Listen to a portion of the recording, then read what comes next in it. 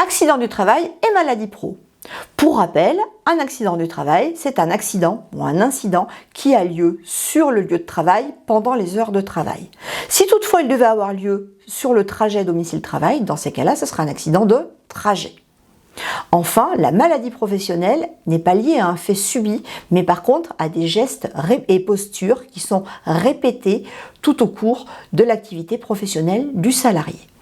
Elles sont notamment référencées sur une liste prédéfinie à la sécurité sociale. Ces différentes absences ne vont pas donner lieu à une rémunération, c'est normal, il n'y a pas de temps de travail, il n'y a pas de travail, donc pas de travail, pas de rémunération.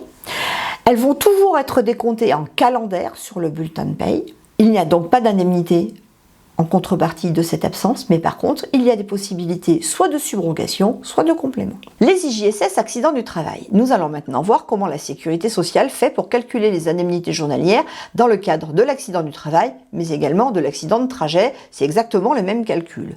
Pour ce faire, elle va d'abord calculer le salaire journalier de référence. Le salaire journalier de référence, c'est le salaire du mois précédent divisé par 30,42.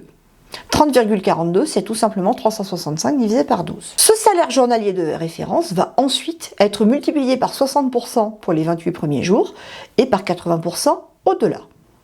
À noter que ces montants, bien évidemment, sont également plafonnés à hauteur de 205,84 € pour les 28 premiers jours et de 274,46 € ultérieurement. Une fois que le salarié a perçu ses indemnités journalières, il va ensuite envoyer ses décomptes sécu à son employeur pour que celui-ci mette en place des compléments. Les compléments légaux sont exactement identiques aux compléments de la maladie, c'est-à-dire minimum 90% à partir du 8e jour et 66,67% à partir du 30e. Les indemnités journalières maladie professionnelle. Tout d'abord, il est à noter que le salarié va percevoir pendant toute la durée de l'instruction, qui est relativement longue, généralement minimum 6 mois. Donc pendant toute cette durée d'instruction, le salarié va percevoir des indemnités journalières maladie. C'est pour ça que l'employeur, lorsqu'on lui déclare une maladie professionnelle, il va faire, en plus de l'attestation de salaire maladie pro, il va faire une attestation de salaire maladie simple. Donc le salarié va percevoir pendant effectivement la durée de l'instruction les IJSS maladie.